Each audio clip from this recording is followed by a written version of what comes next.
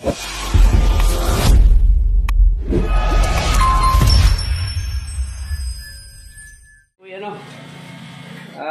menu natin ngayon sa araw na ito ay binayabasang buntot ng baboy. Okay. Yan, Ma'am Umi, Ma'am Mariam, sorry. At ang content ko ngayon ay baboy na naman. Babayabasan ko po ito. Ayan, patatalabang ko muna ng alat ng asin para medyo manot sa sa laman, saka paminta. And then, lalagyan na natin ng pampapungay. Yeah, boy.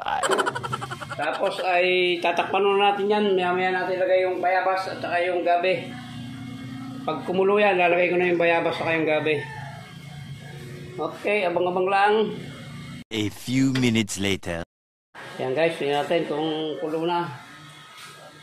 Ayan o, okay na. Lalagay na natin ito ating bayabas. Ayan ha. Bayabas po yan.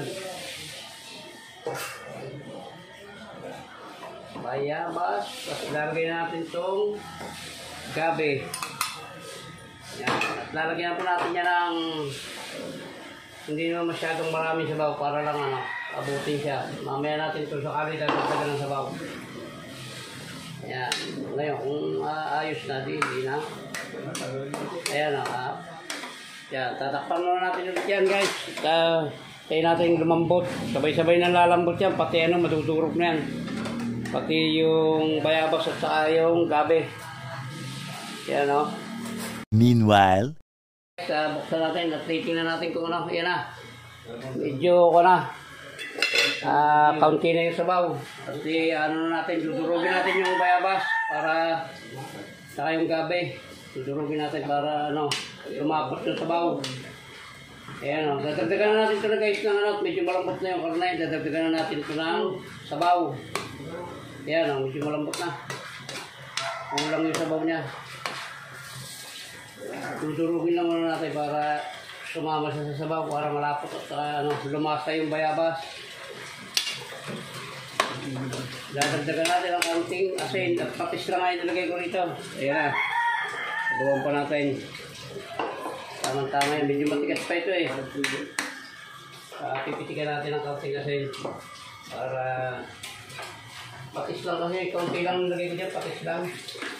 Ay kung pabukas ng asin. Yan.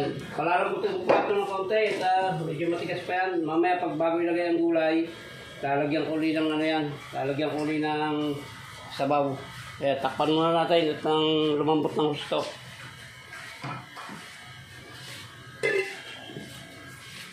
Yun o. A few hours later. Guys, buksan na uli natin at titingnan natin kung ano na. Ayan o. Nice. Okay na siguro ito. Tatagdagan na natin ng kaunting sabaw para ma-final na yung lasa nito. Iyon o. Tapos ilagay na natin itong sili. At saka yung sibuyas. Ayan lang naman ang sahog po niya. Sibuyas lang. Saka yung kanina, bitsin at okay, yun lang. Oh. Aray o. Lalagyan na rin natin yung okra. Mamaya kahululian yung talbos ng kangkong. Ayan, tama na siguro yung na yan, yung sabaw na yan. Hindi na natin dadagdagan yan. Ayan, pag lambot niyan, lalagyan na natin yung talbos ng kangkong para mapainal na yan. Saka natin titikman kung ayos na yung lasa. Iyon eh. A few moments later. Bisitahin na natin at baka malabog na itong ating okra. Ayan, ilalagay ko na yung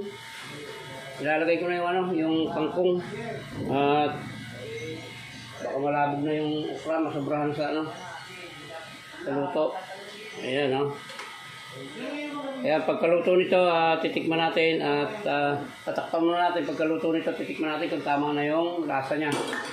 Ayan, medyo palala natin ng konti yung kangkong.